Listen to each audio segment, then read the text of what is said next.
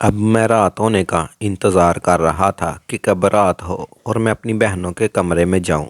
आज मैंने किसी भी हाल में अपनी एक बहन के साथ खुद को लाजमी सुकून दिलवाऊंगा। ये मैं सोच के अब रात का इंतज़ार करने लगा। मेरे दिमाग में एक आइडिया आया। मैंने कहा, क्यों नहीं आज मैं अपनी बहनों को आइसक्रीम खिलाऊं। और मैं रात को चला गया आइसक्रीम लेने और अपनी बहन को कहा, क्या आइसक्रीम फ्रिज में रख दूं? रात को जब हम मूवी देखेंगे तब हम सब मिलकर खाएंगे। आखिरकार रात का वक्त भी आ गया। मेरी बहन बिन्नी ने इंडियन मूवी लगाई हुई थी। मैं नीचे आया और उनके साथ बैठ के वो मूवी देखने लगा। अब मैं इंतज़ार कर रहा था छोटी मेरी बहन सो जाए और उसके बाद बिन्नी के साथ वो काम करूं।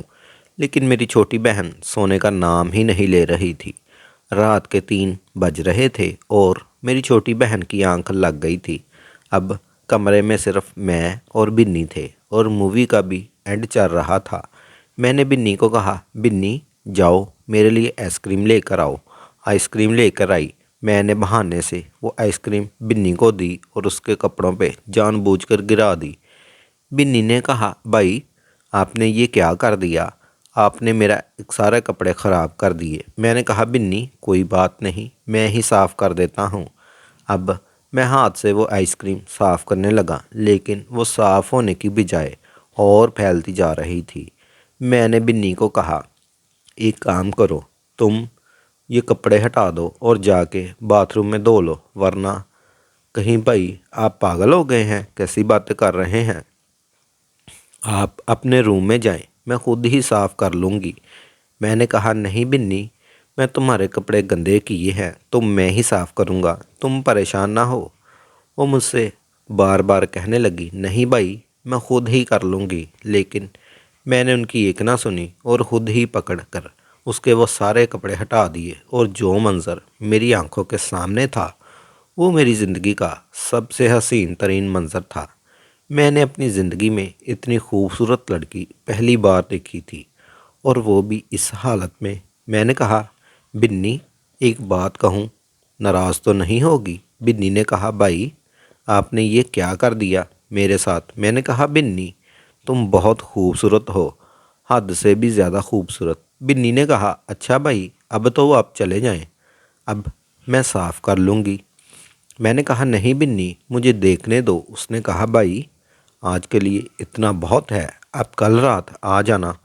और ये छोटी भी अभी सोई नहीं है, ऐसा ना हो कि इसकी आंख खुल जाए। मैंने कहा, बिन्नी तुम एक काम करो, तुम कल रात मेरे कमरे में आ जाना, मैं तुम्हारा इंतज़ार करूँगा और मैं वहाँ तुम्हें जी भर के देखूँगा। बिन्नी ने कहा, भाई मैं आ जाऊँगी, लेकिन मेरी एक शर्त है, वो पहले आपको माननी होगी। मैंने कहा, मुझे आपकी हर शर्त मंजूर है, तुम बताओ।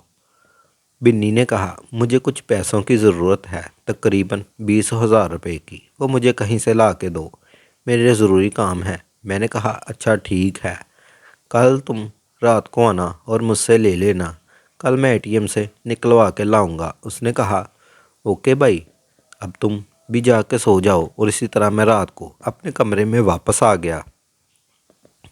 जो मंज़र मेरी आंखों ने देखा था अब वो बार बार मेरी आंखों के सामने घूम रहा था, लेकिन मैं सो गया।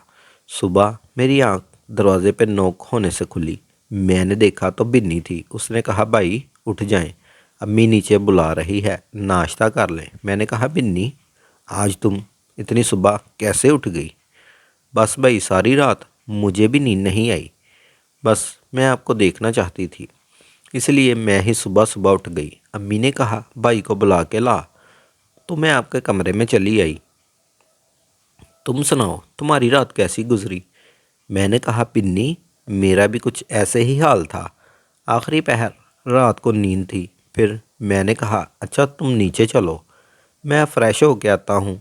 मैं नीचे आया तो अम्मी नाश्ता बना रही थी और आज नहा के आई थी। मैं समझ गया था कि रात को अम्मी और अब्बू ने मैच खेला है, लेकिन मैंने सोचा पहले बिन्नी को हासिल कर लूँ, उसके बाद अपनी अम्मी पे ध्यान दूँगा। अम्मी ने कहा, कामरान काम पे जाओ। मैंने कहा, अम्मी अभी तक मैं ढूंढ रहा हूँ, कोई काम मिले तो मैं अभी जाऊँ। अम्मी ने कहा, बेटा घर पे रहने से तो कोई नहीं मिलेगा, बाहर जाओ किसी से मिलो। मैंने कहा, अच्छा अम्मी आज जाता हूँ, एक दोस्त है उसको बोलूँगा। और मैं फिर बाहर गया। मेरा एक दोस्त था, मैं उसके घर गया और एक अच्छी सी कंपनी में जॉब करता था। मैंने उसको कहा, यार मुझे भी उसमें लगवा दे, मैं कब से तालीम मुकम्मल करके घर बैठा हुआ हूँ। खैर इसी तरह फिर शाम हो गई, मैं घर वापस आ गया और मैंने अपने एटीएम से 20,000 रुपये निकलवा लिए। अब मैं रात को करने वाले तरीके सोच रहा था।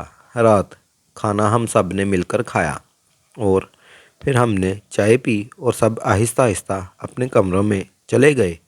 मैं भी अपने कमरे में आया और एक इंग्लिश मूवी लगा के देखने लगा ताकि मैं अपना मूड फ्रेश कर सकूं। रात को तकरीबन 1 बज रहा होगा।